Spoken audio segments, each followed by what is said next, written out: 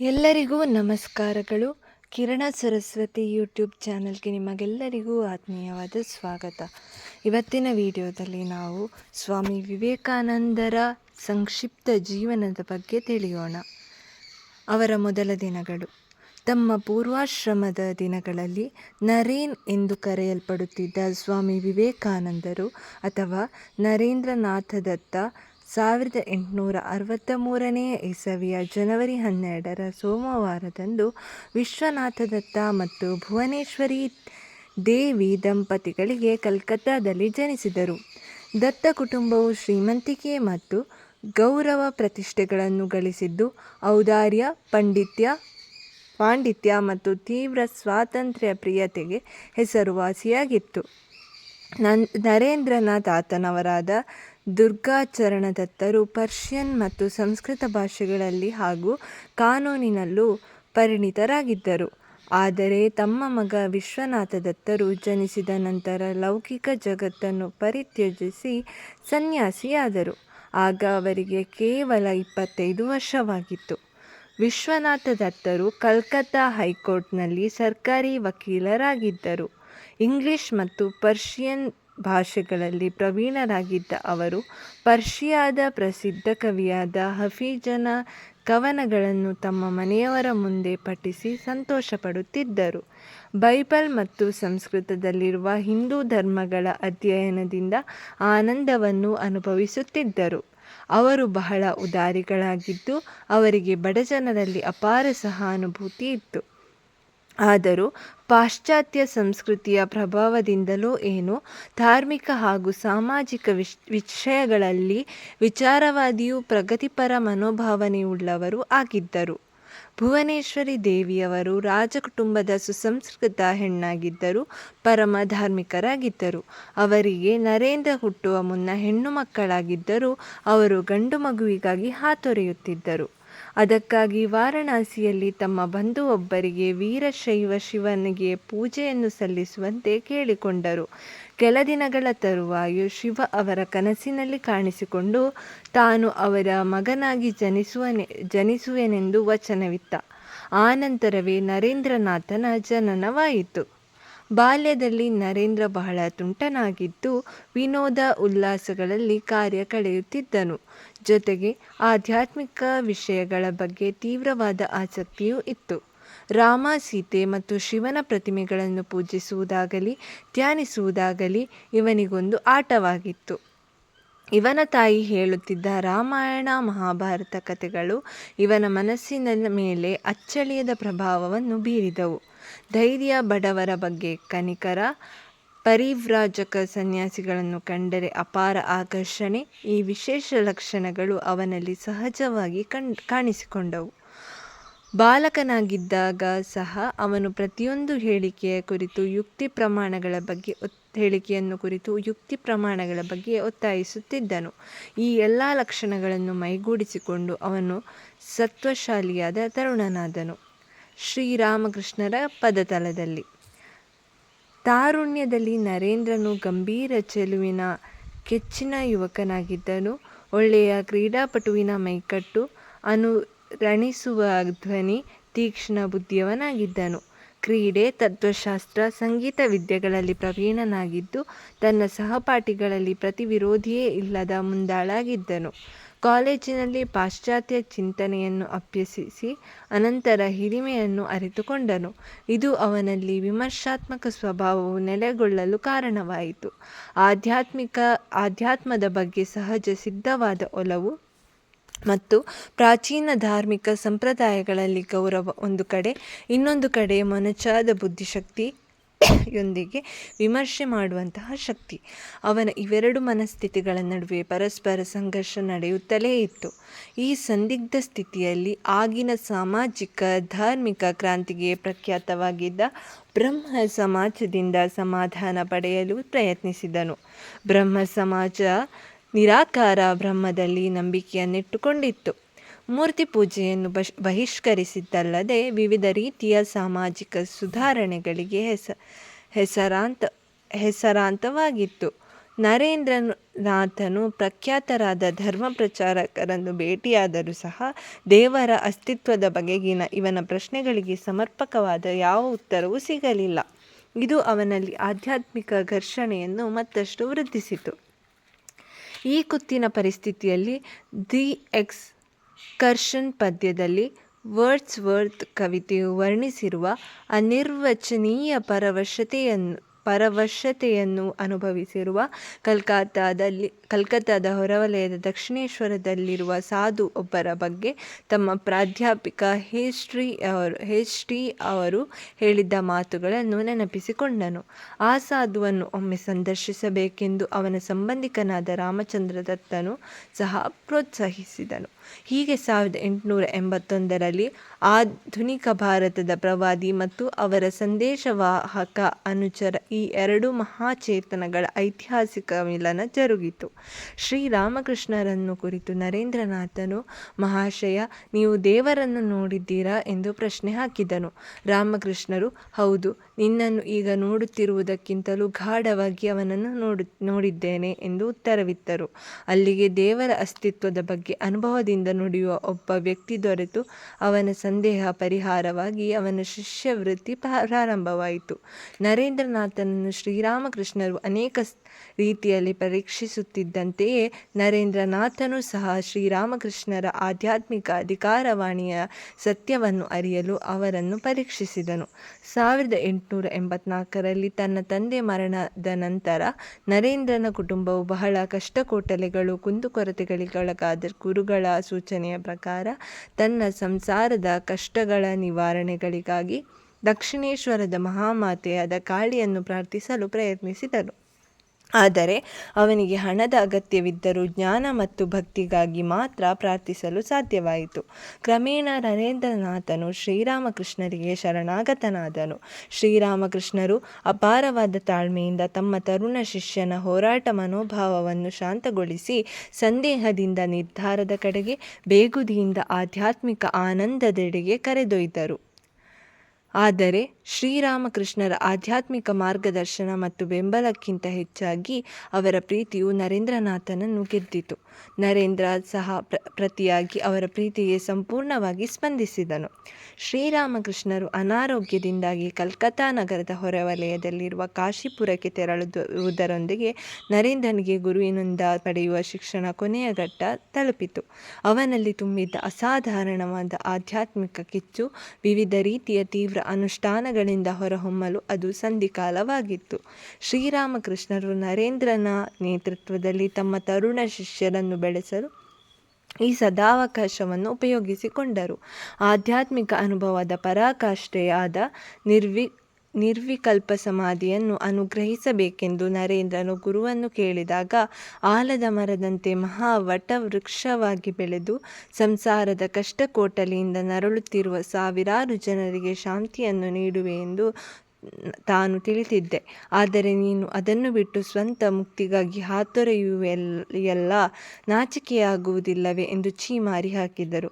ನರೇಂದ್ರನ ಈ ಉತ್ಕಟ ಬಯಕೆ ಕಡೆಗೆ ನೆರವೇರಿತಾದರೂ ನಿರ್ವಿಕಲ್ಪ ಸಮಾಧಿಯ ಕೀಲಿಯು ತಮ್ಮ ಕೈಯಲ್ಲಿರುವುದೆಂದು ಅದರ ಬಾಗಿಲು ತಮಗೆ ಸೂಕ್ತವೆನಿಸಿದಾಗ, ಅಂದರೆ ಬೇಕೆನಿಸಿದಾಗ ಮಾತ್ರ ತೆಗೆಯುವುದೆಂದು ಹೇಳಿದರು. ಅಲ್ಲದೆ ಯಾವ ಕಾರ್ಯಕ್ಕಾಗಿ ನರೇಂದ್ರನು ಜನ್ಮ ತಾಳಿದನೋ ಆ ಕಾರ್ಯವನ್ನು ಪೂರ್ಣಗೊಳಿಸುವವರೆಗೆ ನಿರ್ವಿಕಲ್ಪ ಸಮಾಧಿಯ ಮಾರ್ಗವನ್ನು ತೋರಿಸುವುದಿಲ್ಲವೆಂದು ನುಡಿದಾಗ ನರೇಂದ್ರನಿಗೆ ವಾಸ್ತವತೆಯ ಅರಿವಾಯಿತು.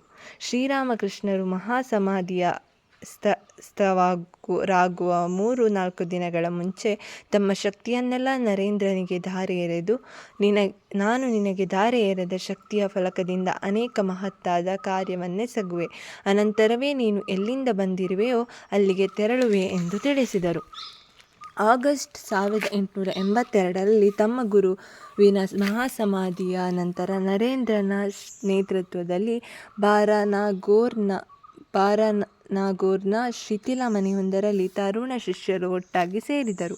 ಇಲ್ಲಿ ಕಠಿಣ ತಪಶ್ಚರ್ಯೆ, ಆಧ್ಯಾತ್ಮಿಕ ಅನುಷ್ಠಾನಗಳೊಂದಿಗೆ ಶ್ರೀರಾಮಕೃಷ್ಣರ ಸೋದರ ಶಿಷ್ಯರ ಮಹಾಸಂಗಮವು ಆರಂಭವಾಯಿತು. ಆ ದಿನಗಳಲ್ಲೇ ನರೇಂದ್ರನು ಒಮ್ಮೆ ಸೋದರ ಶಿಷ್ಯರೊಂದಿಗೆ ಆನಂದಪುರಕ್ಕೆ ಭೇಟಿ ಇಟ್ಟನು. ಅಲ್ಲಿ 1882ರ ಕ್ರಿಸ್ಮಸ್ ಶುಭ ದಿನದಂದು ದೊಡ್ಡದಾಗಿ ಅಗ್ನಿಯನ್ನು ಹೊತ್ತಿಸಿ ಎಲ್ಲರೂ ಅದರ ಸುತ್ತವೆರೆದು ದೀಕ್ಷೆಯನ್ನು ಪಡೆದರು. ಅಧ್ಯಯನ ಮತ್ತು ಆಧ್ಯಾತ್ಮಿಕ ಸಾಧನೆಯಿಂದ ಬಾರಾನೋಗನ ದಿನಗಳು ಅತ್ಯಂತ ಆನಂದದ ದಿನಗಳಾಗಿದ್ದವು.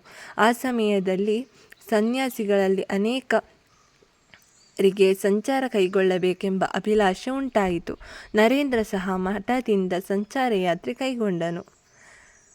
ಪರಿವ್ರಾಜಕ ಸನ್ಯಾಸಿ 1888ರ ಕೊನೆ ಮತ್ತು 1890ರ ನಡುವಿನ ಅವಧಿಯಲ್ಲಿ ನರೇಂದ್ರನಾಥರಲ್ಲಿ ಅಸಾಧಾರಣವಾದ ಬದಲಾವಣೆ ಕಂಡುಬಂದಿತು. 1888ರ ಕೊನೆಯ ಭಾಗದಲ್ಲಿ ಸಣ್ಣ ಪುಟ್ಟ ಸಂಚಾರಗಳನ್ನು ಕೈಗೊಳ್ಳಲು ಆರಂಭಿಸಿದರು. ಕೊನೆಗೆ 1890ರಲ್ಲಿ ತಮ್ಮ ಸನ್ಯಾಸಿ ಸೋದರರಿಂದ ಬೇರೆಯಾಗಿ ಏಕಾಕಿತ ಅಜ್ಞಾತ ಭಿಕ್ಷುವಾಗಿ ತೀರ್ಥಯಾತ್ರೆ ಕೈಗೊಂಡರು.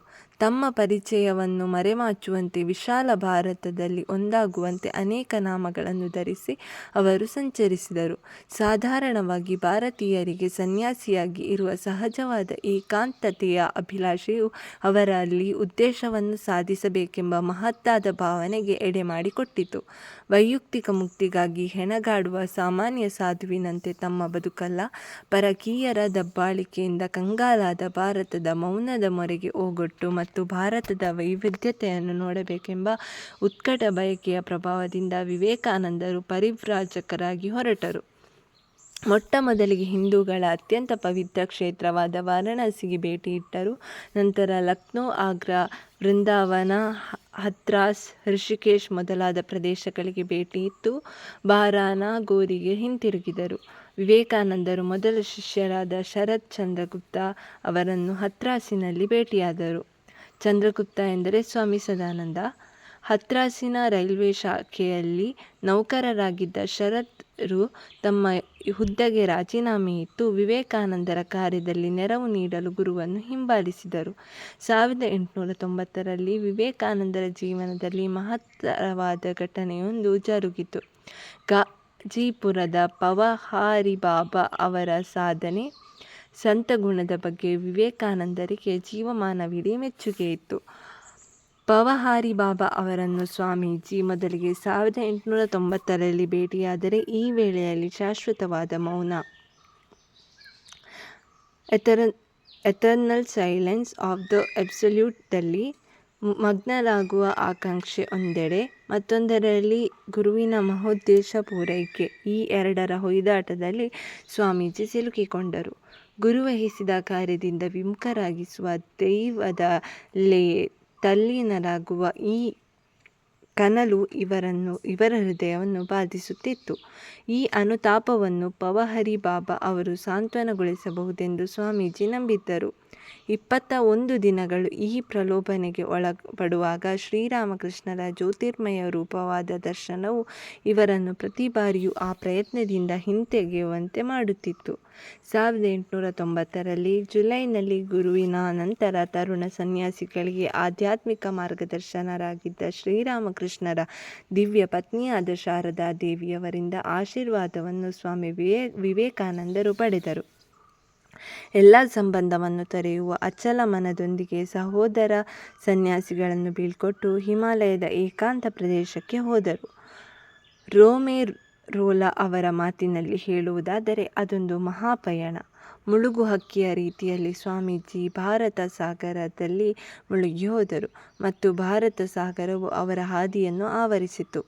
ನಾಶವಾದ ಹಡಗಿನಿಂದ ತೇಲಿ ಬಂದ ಮತ್ತು ಅಪಾಯದ ವೇಳೆ ಹಡಗಿನಿಂದೆಸೆದ ಸಾಮಾನುಗಳಂತೆ ಸಾವಿರಾರು ಮಂದಿ ಅನಾಮಧೇಯ ಸನ್ಯಾಸಿಗಳಲ್ಲೊಬ್ಬರಾಗಿ ಇವರು ಜನಸಾಗರದಲ್ಲಿ ಒಂದಾದರು. ಆದರೆ ಅಸಾಧಾರಣ ಪ್ರತಿಭೆಯ ತೇಜಸ್ಸು ಅವರ ಕಣ್ಣುಗಳಲ್ಲಿ ಪ್ರಜ್ವಲಿಸುತ್ತಿತ್ತು. ಈ ಎಲ್ಲ ಸೋಗಿನ ಮರೆಯಲ್ಲಿಯೂ ದೊರೆಯಂತೆ ಕಂಗೊಳಿಸುತ್ತಿದ್ದರು. ಅವರ ಪರ್ಯಟನವು ಅವರನ್ನು ಉತ್ತರ ಪ್ರದೇಶ, ರಾಜಸ್ಥಾನ, ಗುಜರಾತ್, ಮಹಾರಾಷ್ಟ್ರ, ಮೈಸೂರು, ಕೇರಳ, ಮದ್ರಾಸ್, ಹೈದರಾಬಾದ್ ಪ್ರದೇಶಗಳಲ್ಲಿನ ಚಾರಿತ್ರಿಕ ಮತ್ತು ಯಾತ್ರಾ ಸ್ಥಳಗಳಿಗೆ ಕರೆದೊಯ್ದಿತು.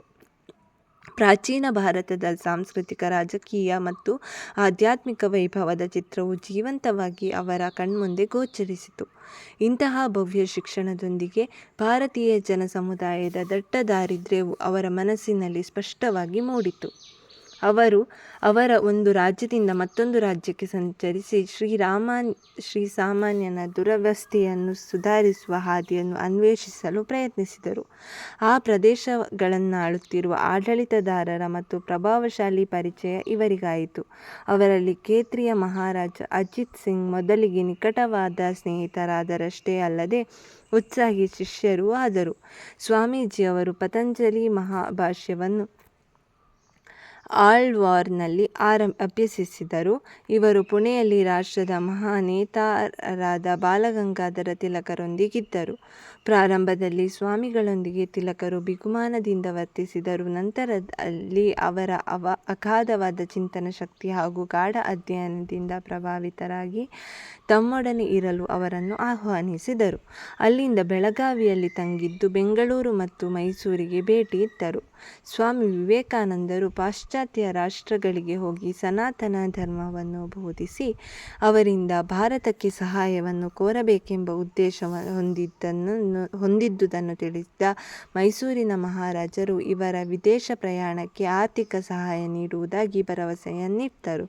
ನಂತರ ಮೈಸೂರಿನಿಂದ ಟ್ರಿವಾಂಡ್ರಮ್ ಮತ್ತು ಕನ್ಯಾಕುಮಾರಿಗೆ ಭೇಟಿ ನೀಡಿದರು. ಇವರು ಭೇಟಿ ನೀಡಿದ ಪ್ರಮುಖ ಪ್ರದೇಶ ಅಥವಾ ಪ್ರತಿಷ್ಠಿತ ಜನರು ಇವರ ಮನಸ್ಸಿನ ಮೇಲೆ ಹೆಚ್ಚಿನ ಪ್ರಭಾವ ಬೀರಲಿಲ್ಲ. ಭೀಕರತೆ ಹುಟ್ಟಿಸುವಂತಹ ಸಾಮಾನ್ಯ ಜನ ಸಮುದಾಯದ ದಾರಿದ್ರ್ಯ ಮತ್ತು ದೈನ್ಯವು ಇವರ ಹೃದಯವನ್ನು ಮಮ್ಮಲ ಮರಗಿಸಿತು. ಸುಮಾರು 3 ವರ್ಷಗಳ ಕಾಲ ಪಾದಚಾರಿಯಾಗಿ ಇಡೀ ಭಾರತವನ್ನು ಪರ್ಯಟನ ಮಾಡಿ ಖುದ್ದಾಗಿ ಭಾರತವೇನೆಂಬುದನ್ನು ಅರಿತರು. ಪ್ರವಾಸದ ಕೊನೆಯ ಕುರುಹಾಗಿ ಕನ್ಯಾಕುಮಾರಿಯ ಮಾತೆ ಕುಮಾರಿಯ ವಿಗ್ರಹದ ಮುಂದೆ ಭಾವಾನ್ವಿತ ಸಾಷ್ಟಾಂಗ ಪ್ರಣಾಮ ಮಾಡಿದರು. ಬಳಿಕ ಈಜುತ್ತಾ ಸಮುದ್ರದ ದಕ್ಷಿಣ ಬಂಡೆಯೊಂದರ ಮೇಲೆ ಕುಳಿತು ಇಡೀ ರಾತ್ರಿ ಧ್ಯಾನದಲ್ಲಿ ಮಗ್ನರಾದರು.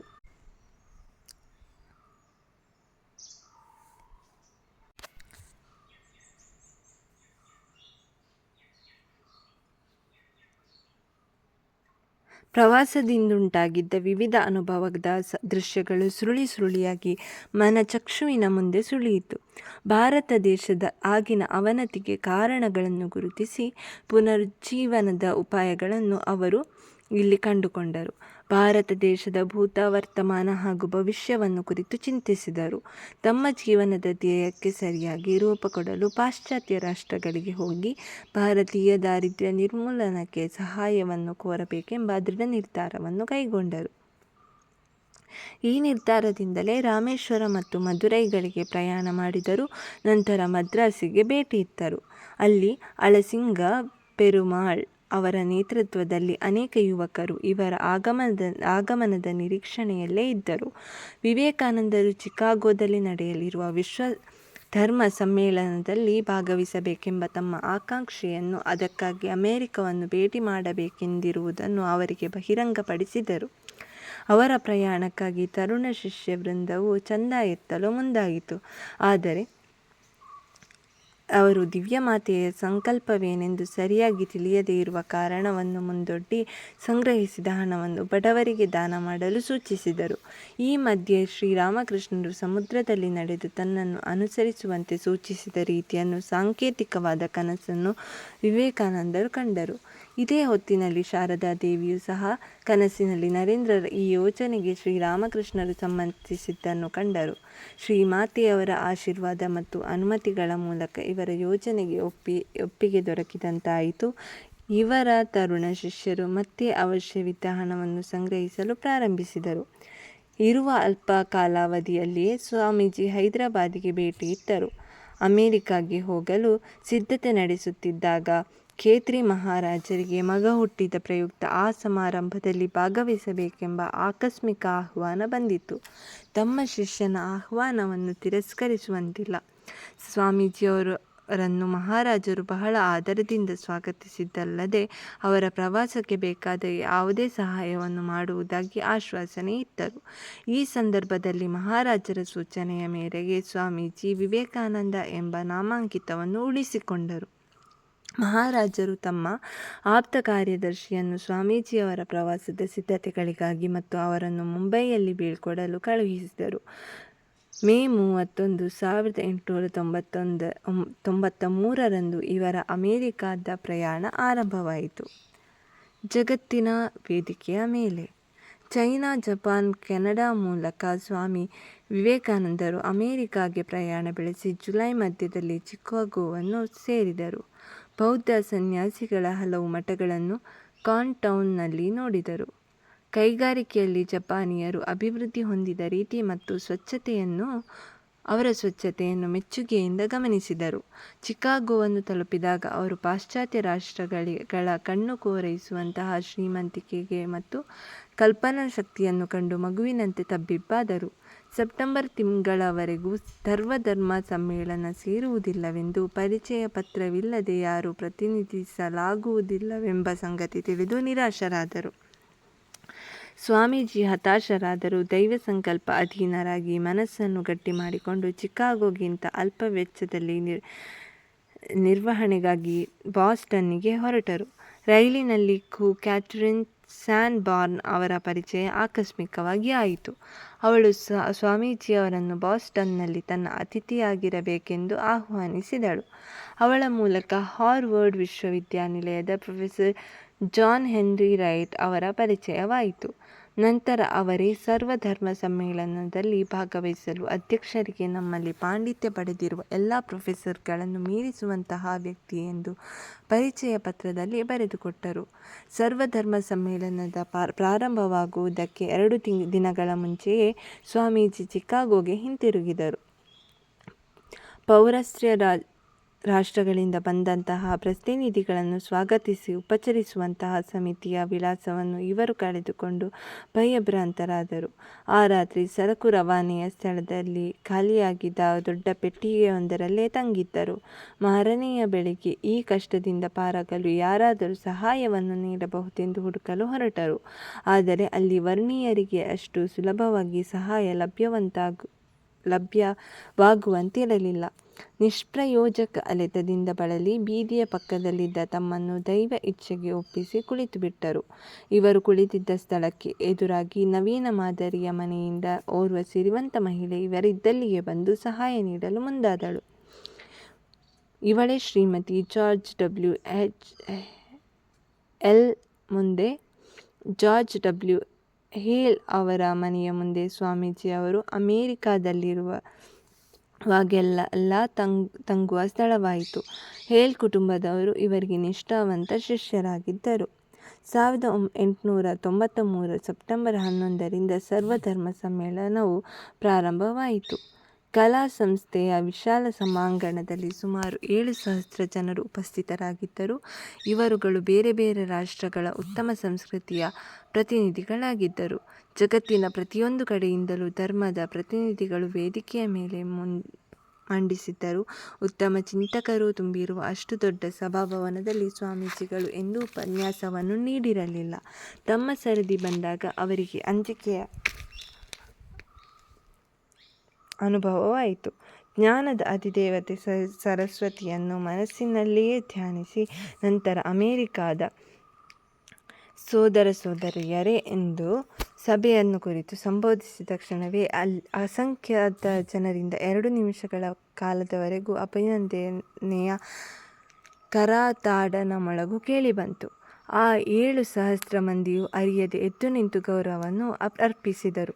ಕಿತ್ತಳೆ ಬಣ್ಣದ ನೀಲ ಉಡುಪಿನ ತೇಜೋಮಯ ಮುಖವುಳ್ಳ ಮಹಿಮಾತಿಶಯನ ಕಡು ಸತ್ಯವಾದ ಸರಳ ನುಡಿಗಳ ರುಚಿ ಎಷ್ಟು ಮಹತ್ವದ್ದಾಗಿತ್ತೆಂದರೆ ಸರ್ವಧರ್ಮದ ಸಭೆಯ ಮಹಾನ್ ವ್ಯಕ್ತಿ ಎಂದು ಎಲ್ಲ ಪತ್ರಿಕೆಗಳು ಅಂದು ವಿವೇಕಾನಂದರನ್ನು ವರ್ಣಿಸಿದ್ದವು.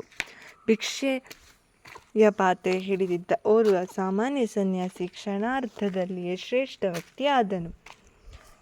ಸ್ವಾಮೀಜಿಯ ಉಳಿದ ಭಾಷಣವನ್ನೆಲ್ಲ ಅತ್ಯಂತ ಆದರದಿಂದ ಮತ್ತು ಮೆಚ್ಚುಗೆಯಿಂದ ಜನರು ಆಲಿಸಿದರು. ವಿಶ್ವವ್ಯಾಪಕತ್ವ ಎನ್ನುವುದೇ ಎಲ್ಲರ ಪ್ರಧಾನ ವಿಷಯವಾಗಿತ್ತು. ಪ್ರತಿಯೊಬ್ಬ ಪ್ರತಿನಿಧಿಯೂ ತಮ್ಮ ಧರ್ಮದ ಕುರಿತು ಮಾತನಾಡಿದರೆ ಸ್ವಾಮಿ ವಿವೇಕಾನಂದರು ಮಾತ್ರ ಬಾನಿನಷ್ಟು ವಿಸ್ತಾರ, ಸಮುದ್ರದಷ್ಟು ಆಳವಾದುದು ಎಂದು ಧರ್ಮದ ಬಗ್ಗೆ ಮಾತನಾಡಿದರು. ಮಹಾಸಭೆಯ ಮುಕ್ತಾಯದೊಂದಿಗೆ ಸ್ವಾಮಿಗಳ ವಿಶ್ರಾಂತಿ ದಿನಗಳು ಮುಗಿದವು. ಇನ್ನು ಮುಂದೆ ಅಮೆರಿಕದ ಪ್ರತಿಯೊಂದು ಭಾಗದಲ್ಲಿಯೂ ಸ್ವಾಮಿಗಳು ಎಡೆಬಿಡದಂತಹ ಉಪನ್ಯಾಸಗಳನ್ನು ನೀಡಿದರು. ಉಪನ್ಯಾಸ ನೀಡುತ್ತೇನೆಂದು ಕಾರ್ಯಶಾಲೆಯೊಂದಿಗೆ ಕರಾರಿಗೆ ಸಹಿ ಮಾಡಿದ ಮೇಲೆ ಭಿನ್ನ ಭಿನ್ನ ಜನರಿಂದ ಭಾಷಣ ನೀಡುತ್ತಾ ಚಲಿಸಬೇಕಾಯಿತು. ಈ ಪ್ರವಾಸವು ಪಾಶ್ಚಿಮಾತ್ಯರ ಅನೇಕ ರೀತಿಯ ಜೀವನದ ಪರಿಚಯವನ್ನು ಮಾಡಿಕೊಳ್ಳಲು ಅವಕಾಶ ಕಲ್ಪಿಸಿತು. ಆದರೂ ಈ ಕಾರ್ಯಶಾಲೆಯ ಸ್ವಪ್ರಯೋಜನಕ್ಕಾಗಿ ತಮ್ಮನ್ನು ಹೇಗೆ ಬಳಸಿಕೊಂಡು ನಾಚುವಂತೆ ಮಾಡಿದರೆಂಬ ತಿಳಿವು ಬಂದು ಅವರೊಂದಿಗಿದ್ದ ಸಂಬಂಧವನ್ನು ಕಡಿದು ಹಾಕಿದರು. ಶ್ರದ್ಧೆಯುಳ್ಳ ಪ್ರಾಮಾಣಿಕ ಅಮೆರಿಕ ಶಿಷ್ಯರ ಗುಂಪನ್ನು ಕಟ್ಟಿಕೊಳ್ಳಬೇಕೆಂಬ ಉದ್ದೇಶದಿಂದ ವಿದ್ಯಾರ್ಥಿಗಳಿಗಾಗಿ ನಿಶ್ಶುಲ್ಕವಾಗಿ ತರಗತಿಗಳನ್ನು ಆರಂಭಿಸಿದರು. 1896 ಡಿಸೆಂಬರ್ನಲ್ಲಿ ಇವರ ಪೂರ್ವ ರಾಷ್ಟ್ರಗಳ ಭೇಟಿ ಕೊನೆಗೊಳ್ಳುವವರೆಗೂ ತೀವ್ರ ಕಾರ್ಯ ಚಟುವಟಿಕೆಗಳಿಂದ ಕೂಡಿದ್ದರು. ನ್ಯೂಯಾರ್ಕ್ನಲ್ಲಿ ಅನೇಕ ತರಗತಿ ಮತ್ತು ಉಪನ್ಯಾಸಗಳನ್ನು ನೀಡಿದ್ದರಲ್ಲದೆ ವೇದಾಂತ ಸೊಸೈಟಿಯನ್ನು ಪ್ರಾರಂಭಿಸಿದರು. 1000 ಐಲ್ಯಾಂಡ್ ಪಾರ್ಕ್ನಲ್ಲಿ ತಮಗೆ ಆತ್ಮೀಯರೆನಿಸಿದ ಶಿಷ್ಯವೃಂದರ ತರಬೇತಿಯನ್ನು ನೀಡಿದರು. ರಾಜಯೋಗವನ್ನು ಕುರಿತು ಬರೆದಿದ್ದರಲ್ಲದೆ ಇಂಗ್ಲೆಂಡಿಗೆ 2 ಬಾರಿ ಭೇಟಿಯಿತ್ತರು. ಇಂಗ್ಲೆಂಡ್ನಲ್ಲಿ ಅವರ ಉದ್ದೇಶ ಸಾಧನೆ ಕೈಗೊಂಡಿತು. ಇಲ್ಲಿ ನೀಡಿದ ಉಪನ್ಯಾಸ ಮಾಲೆಯೇ ಇದೀಗ ಜ್ಞಾನಯೋಗ ಎಂದು ಅಂಕಿತವಾಗಿದೆ. ಕ್ಯಾಪ್ಟನ್ ಮತ್ತು Sevier sister Nivedita, E. T. Sturdy ಮೊದಲಾದ ಮಹನೀಯರು ಇವರ ಶಿಷ್ಯರಾದರು. ಇದಕ್ಕೆ ಮೊದಲು ನ್ಯೂಯಾರ್ಕ್ನಲ್ಲಿ ಜೆ. ಜೆ. ಗುಡ್ವಿನ್ ಎಂಬ ಇಂಗ್ಲಿಷ್ ತರುಣ ಶೀಘ್ರ ಲಿಪಿಕಾರನ ಶಿಷ್ಯತ್ವವನ್ನು ಒಪ್ಪಿಕೊಂಡರು. ಈ ಭೇಟಿಯ ಅವಧಿಯಲ್ಲಿ ವಿದ್ವಾಂಸರೆಂದು ಪ್ರಕಟರಾಗಿದ್ದ ಮ್ಯಾಕ್ಸ್ ಮುಲ್ಲರ್ ಅವರನ್ನು ಭೇಟಿಯಾಗುವ ಸಂತೋಷ ಇವರದ್ದಾಯಿತು. 1895ರಲ್ಲಿ ಬೇಸಿಗೆಯಲ್ಲಿ ಯುರೋಪಿನ ಪ್ರವಾಸದಲ್ಲಿದ್ದ ಪ್ರಸಿದ್ಧ ಪೌರಸ್ತ್ಯ ಭಾಷಾ ಸಾಹಿತ್ಯಗಳ ಜರ್ಮನ್ ಪಂಡಿತನಾದ ಪೌಲ್ ಡಾನ್ಸನ್ ಎಂಬುವರನ್ನು ಭೇಟಿಯಾದರು. ಪಾಶ್ಚಾತ್ಯ ರಾಷ್ಟ್ರಗಳಿಗೆ ಎಲ್ಲ ಧರ್ಮಗಳಿಗೂ ಮೂಲಭೂತವಾಗಿರುವುದು ವಿಶ್ವವ್ಯಾಪಿ ತತ್ವವನ್ನೊಳಗೊಂಡ ವೇದಾಂತ ಸಂದೇಶ ಎಂದು ಬೋಧಿಸಲು ಬಹಳ ಪ್ರಯಾಸವಾಯಿತು. ಅವರ ಶ್ರಮದ ಫಲವಾಗಿ ಆಗಲೇ ವೇದಾಂತ ಕಾರ್ಯವು ಅಮೆರಿಕದಲ್ಲಿ ನಿಯತವಾಗಿ ಪ್ರತಿಷ್ಠಿತವಾಯಿತು. ಇಂಗ್ಲೆಂಡ್ನಲ್ಲಿಯೂ ಇದರ ಪ್ರಗತಿ ಹೆಚ್ಚಾಯಿತು. ಈಗ ಅವರ ಸಂದೇಶವನ್ನು ಸ್ವೀಕರಿಸಲು ಅವರ ತಾಯಿನಾಡು ಹಾತೊರೆಯುತ್ತಿತ್ತು. 1896ರ ಕೊನೆಯಲ್ಲಿ ಲಂಡನ್ನನ್ನು ಬಿಟ್ಟು ಭಾರತಕ್ಕೆ ಪ್ರಯಾಣ ಬೆಳೆಸಿದರು. ಅಮೆರಿಕ ಮತ್ತು ಇಂಗ್ಲೆಂಡ್ನ ಶಿಷ್ಯರಲ್ಲದೆ ತಮ್ಮ ಸಹೋದರ ಸನ್ಯಾಸಿಗಳಾದ ಶಾರದಾನಂದ ಮತ್ತು ಅಭೇದಾನಂದರ ಕಾರ್ಯವನ್ನು ಮುಂದುವರಿಸಲು ಅಲ್ಲಿಯೇ ಬಿಟ್ಟು ಬಂದರು. ಆಗಮನದ ವಿಜಯೋತ್ಸವ 1890ರ ಡಿಸೆಂಬರ್ 12ರಂದು ಸ್ವಾಮಿ ವಿವೇಕಾನಂದರು ಲಂಡನ್ನನ್ನು ಬಿಟ್ಟು ಸೇವಿಯರ್ಸ್ನೊಂದಿಗೆ ರೋಮ್ ಮತ್ತು ಇಟಲಿಯ ಕೆಲವು ಪ್ರದೇಶಗಳಿಗೆ ಭೇಟಿಯಿತ್ತು. ಡಿಸೆಂಬರ್ 30ರಂದು ನೇಪಲ್ಸ್ನಲ್ಲಿ ಹಡಗನ್ನು ಹತ್ತಿ ಭಾರತಕ್ಕೆ ಹೊರಟರು. ಮಿಸ್ಟರ್ ಗುಡ್ವಿನ್ ಅವರು ನೇಪಲ್ಸ್ನಲ್ಲಿ ಇವರ ತಂಡವನ್ನು ಸೇರಿದರು. ಅವರುಗಳು 19ನೇ ಜನವರಿ 1897ರಂದು ಕೊಲಂಬೋ ಸೇರಿದರು. ಸ್ವಾಮಿ ವಿವೇಕಾನಂದರ ಆಗಮನದ ಸುದ್ದಿ ಆಗಲೇ ಭಾರತವನ್ನು ತಲುಪಿತ್ತು. ಭಾರತದ ಪ್ರತಿಯೊಂದು ವಲಯದಲ್ಲೂ ವಿವೇಕಾನಂದರನ್ನು ಸ್ವಾಗತಿಸಲು ಜನರು ಸಂಭ್ರಮಭರಿತರಾಗಿದ್ದರು. ಈಗ ಅವರು ಕೇಳರಿಯದ ಸನ್ಯಾಸಿಯಾಗಿರಲಿಲ್ಲ. ಅವರಿಗೆ ಯೋಗ್ಯವಾದ ರೀತಿಯಲ್ಲಿ ಸ್ವಾಗತ ಸಮಾರಂಭವನ್ನು ಏರ್ಪಡಿಸಲು ಪ್ರತಿಯೊಂದು ಚಿಕ್ಕ ಹಾಗೂ ದೊಡ್ಡ ನಗರಗಳಲ್ಲಿ ಸಮಿತಿಗಳು ರಚಿತವಾದವು.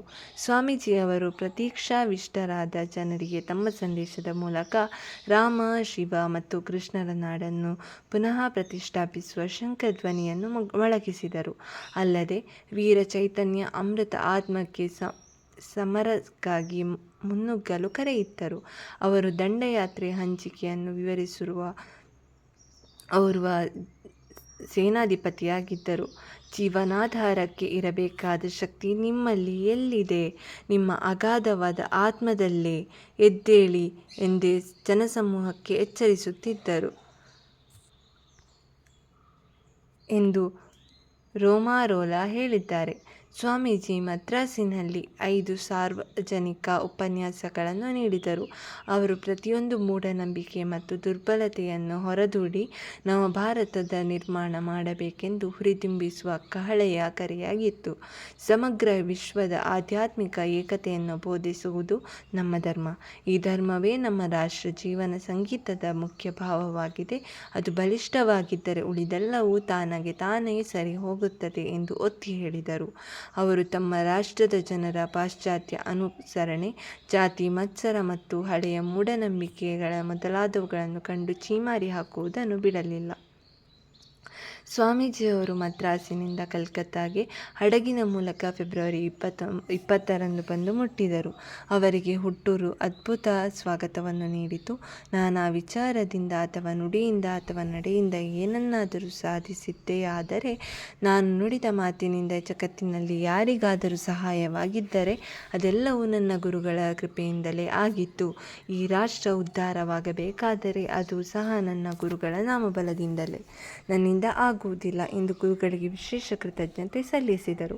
ಸ್ವಾಮೀಜಿಯವರು ತಾವು ಮಾಡಬೇಕಾದ ಕಾರ್ಯವು ದೃಢ ನೆಲೆಗಟ್ಟಿನ ಮೇಲೆ ನಿಲ್ಲಬೇಕೆಂದು ಶಿಷ್ಯವೃಂದಕ್ಕೆ ಮತ್ತು ಸನ್ಯಾಸಿಗಳಿಗೆ ಬಲರಾಮ ಬೋಸ್ ಅವರ ನಿವಾಸದಲ್ಲಿ ಸೇರಲು ಕತೆಯಿತ್ತರು. 1897ರ ಮೇ ತಿಂಗಳಲ್ಲಿ ರಾಮಕೃಷ್ಣ ಸಂಸ್ಥೆಯ ಪ್ರಾರಂಭವಾಯಿತು. ಸ್ವಾಮಿ ವಿವೇಕಾನಂದರು ಹುಟ್ಟುಹಾಕಿದ ಸಂಘವು ಮಾನವ ಹಿತ ಸಾಧನೆ ಮತ್ತು ಆಧ್ಯಾತ್ಮಿಕತೆಯನ್ನು ತನ್ನ ಧ್ಯೇಯ ಮತ್ತು ಆದರ್ಶವನ್ನಾಗಿಟ್ಟುಕೊಂಡಿತು. ತಮ್ಮ ಉದ್ದೇಶವನ್ನು ಕಾರ್ಯಗತಗೊಳಿಸಲು ಈ ಸಂಸ್ಥೆಯನ್ನು ಅವರು ಉದ್ಘಾಟಿಸಿದರು. ಮೇ 1898ರಲ್ಲಿ ಕಲ್ಕತ್ತಾದಲ್ಲಿ ಪ್ಲೇಗ್ ಕಾಯಿಲೆ ಹರಡಿದಾಗ ಸ್ವಾಮಿ ವಿವೇಕಾನಂದರ ತಮ್ಮ ಶಿಷ್ಯ ಸನ್ಯಾಸಿಗಳಿಗೆ ಪರಿಹಾರ ಕೆಲಸವನ್ನು ವ್ಯವಸ್ಥಿತಗೊಳಿಸಿದರು. ಪ್ಲೇಗ್ ಕಾಯಿಲೆ ಶಮನವಾದ ಮೇಲೆ ಪಾಶ್ಚಾತ್ಯ ಶಿಷ್ಯರೊಂದಿಗೆ ಸ್ವಾಮೀಜಿಯವರು ನೈನಿತಾಲ್ ಮತ್ತು ಅಲ್ಮೊರಾಗೆ ಹೊರಟರು. ಈ ಪ್ರವಾಸದಿಂದ ಪಾಶ್ಚಾತ್ಯ ಶಿಷ್ಯರಿಗೆ, ವಿಶೇಷವಾಗಿ ಸಿಸ್ಟರ್ ನಿವೇದಿತಾ ಅವರಿಗೆ ಒಳ್ಳೆಯ ಸಿದ್ಧತೆ ಮತ್ತು ತರಬೇತಿಗೆ ಅವಕಾಶ ದೊರಕಿದಂತಾಯಿತು.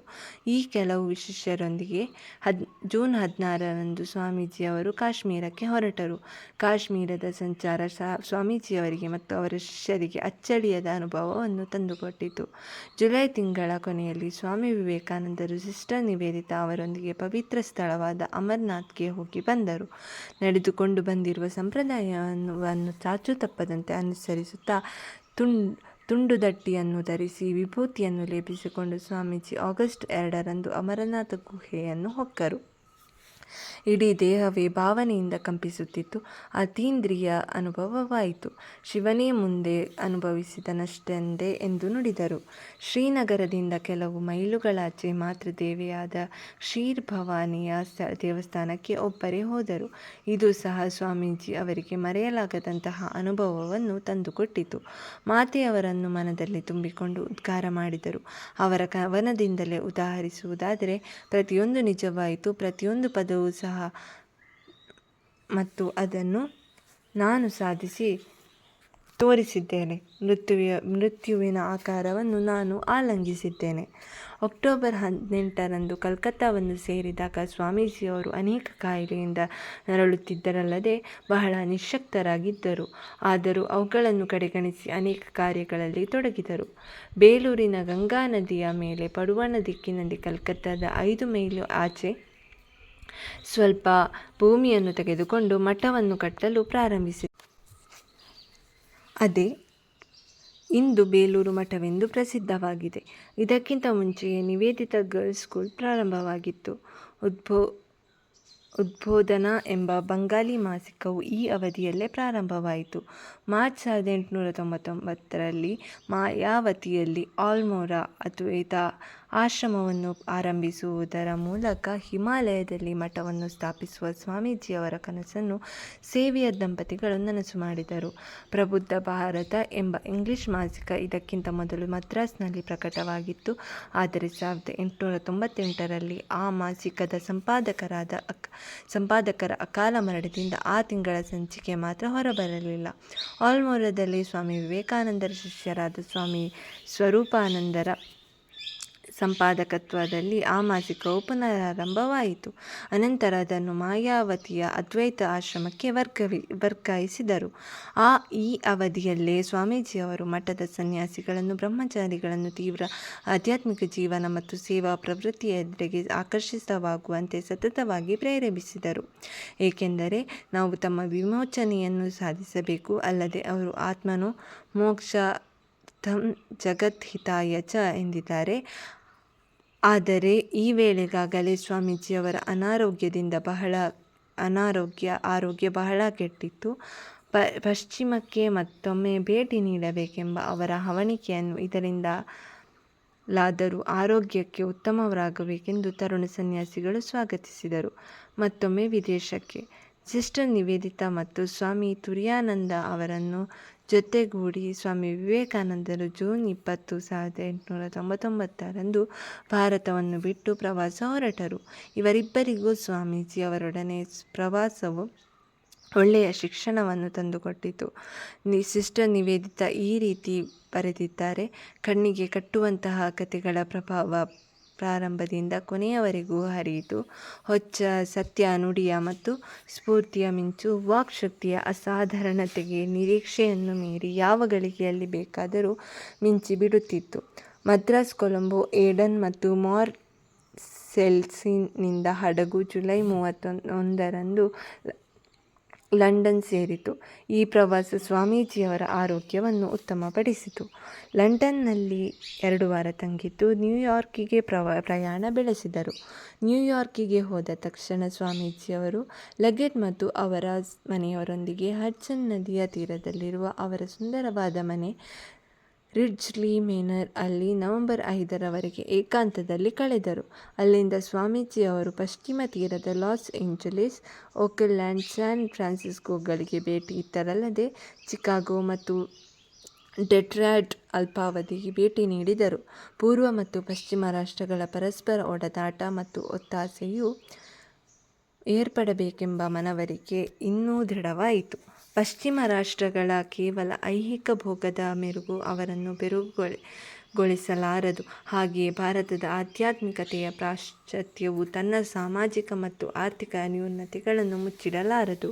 ನಿವೇದಿತಾ ಅವರಿಗೆ ಸ್ವಾಮೀಜಿಯವರು ಈ ರೀತಿ ಹೇಳಿದರು: ಪಾಶ್ಚಾತ್ಯರಿಗೆ ಸಾಮಾಜಿಕ ಜೀವನವೆಂಬುದು ಮೇಲ್ನೋಟದಲ್ಲಿ ನಗುವಿನ ತರಂಗ, ಆದರೆ ಆಳದಲ್ಲಿ ಹಲುಬುವಿಕೆ ಅಷ್ಟೇ. ಬಿಕ್ಕಿ ಬಿಕ್ಕಿ ಅಳುವಿನಲ್ಲಿ ಅದರ ಅಂತ್ಯ. ಆದರೆ ಭಾರತೀಯರಿಗೆ ಮೇಲುನೋಟಕ್ಕೆ ವಿಷಾದ ಮತ್ತು ಮುಬ್ಬು ಕವಿದಂತೆ ಅವರ ಆಂತರ್ಯದಲ್ಲಿ ನಿಶ್ಚಿಂತೆ ಮತ್ತು ಉಲ್ಲಾಸಾನುಭವ ಇದೆ. ಪಶ್ಚಿಮವು ಬಾಹ್ಯ ಪ್ರಕೃತಿಯನ್ನು ಗೆಲ್ಲಲು ಪ್ರಯತ್ನಿಸಿದರೆ ಪೂರ್ವವು ಆಂತರಿಕ ಪ್ರಕೃತಿಯನ್ನು ಗೆಲ್ಲಲು ಪ್ರಯತ್ನಿಸಿತು.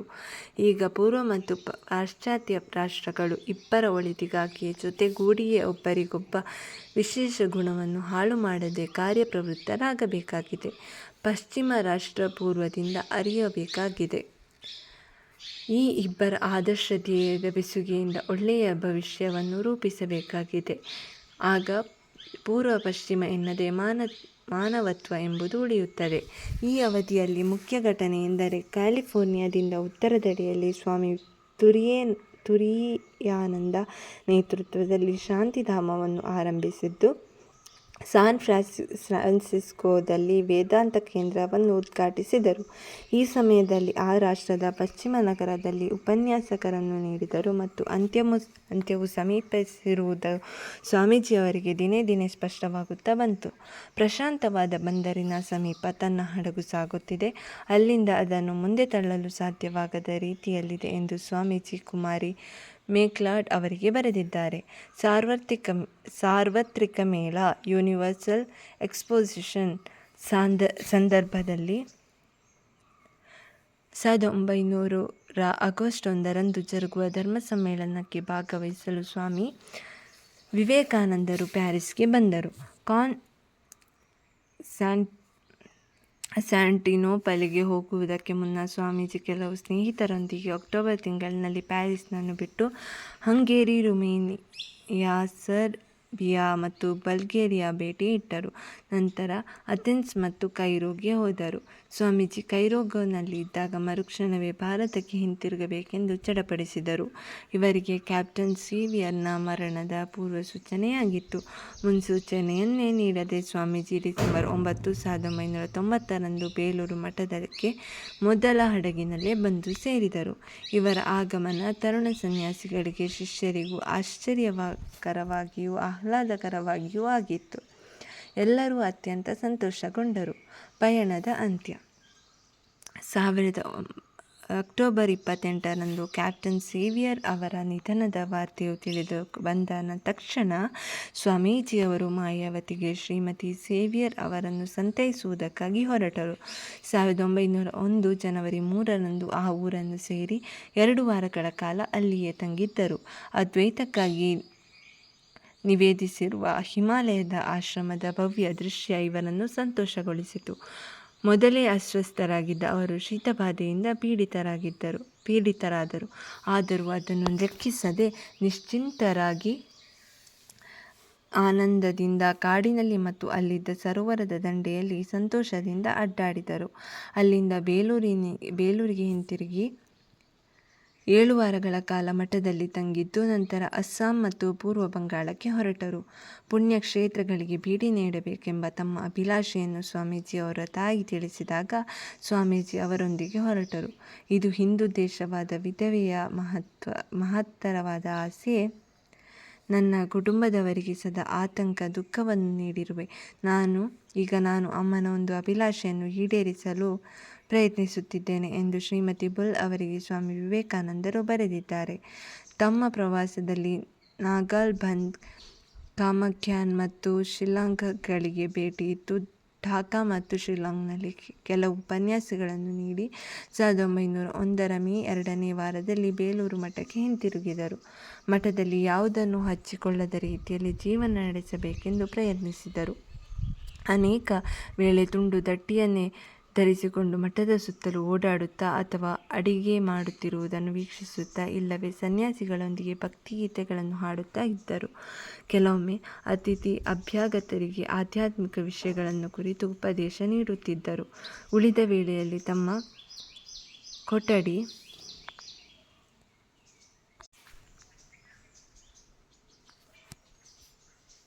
ಕೊಠಡಿಯಲ್ಲೇ ಕುಳಿತು ಶ್ರದ್ಧೆಯಿಂದ ಓದುತ್ತಿದ್ದರು. ಇಲ್ಲವೇ ಮುಂದೆ ಕಾರ್ಯಗೈಯಬೇಕಾದರ ಯೋಜನೆಯನ್ನು, ಜಟಿಲವಾದ ಶಾಸ್ತ್ರ ಪ್ರಕ್ರಿಯೆ ಅಥವಾ ಪಂಕ್ತಿಗಳನ್ನು ಕುರಿತು ಮಠದ ಸದಸ್ಯರಿಗೆಲ್ಲ ವಿವರಿಸುತ್ತಿದ್ದರು.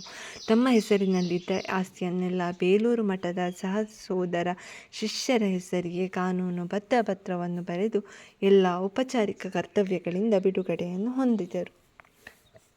1901ರ ಅಂತ್ಯದಲ್ಲಿ ಜಪಾನಿನಿಂದ 2 ಬೌದ್ಧ ವಿದ್ವಾಂಸರು ಮುಂದೆ ನಡೆಯಲಿರುವ ಧರ್ಮ ಸಮ್ಮೇಳನಕ್ಕೆ ಆಹ್ವಾನಿಸಲು ಇವರಲ್ಲಿಗೆ ಬಂದರು.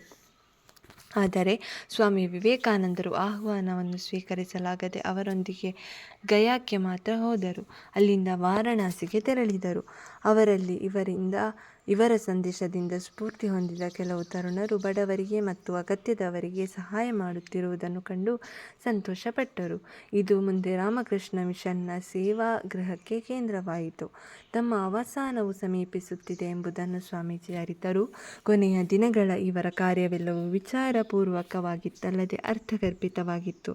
ವಿಶಾಲ ಮರದ ನೆರಳಿನಲ್ಲಿ ಸಣ್ಣ ಗಿಡಗಳು ಬೆಳೆಯಲಾರವು ಎಂದಿದ್ದರು ಇವರು.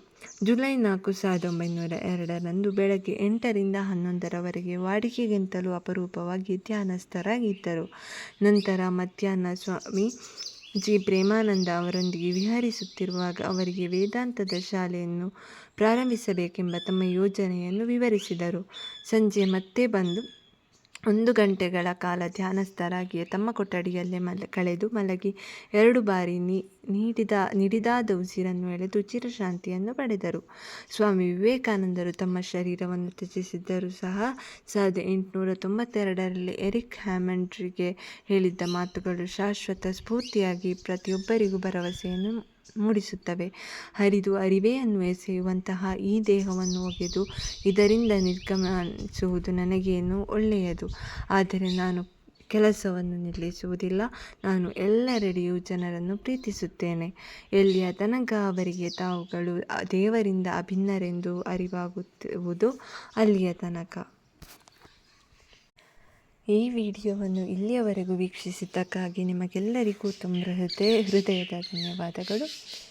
ಮುಂದಿನ ವಿಡಿಯೋದಲ್ಲಿ ಮತ್ತೆ ಸಿಗೋಣ. ನಮ್ಮ ಚಾನಲನ್ನು ಸಬ್ಸ್ಕ್ರೈಬ್ ಮಾಡಿಲ್ಲದೆ ವೀಕ್ಷಿಸುತ್ತಿದ್ದರೆ ದಯವಿಟ್ಟು ಚಾನಲನ್ನು ಸಬ್ಸ್ಕ್ರೈಬ್ ಮಾಡಿ. ಧನ್ಯವಾದಗಳು. ಮುಂದಿನ ವಿಡಿಯೋದಲ್ಲಿ ಸಿಗೋಣ.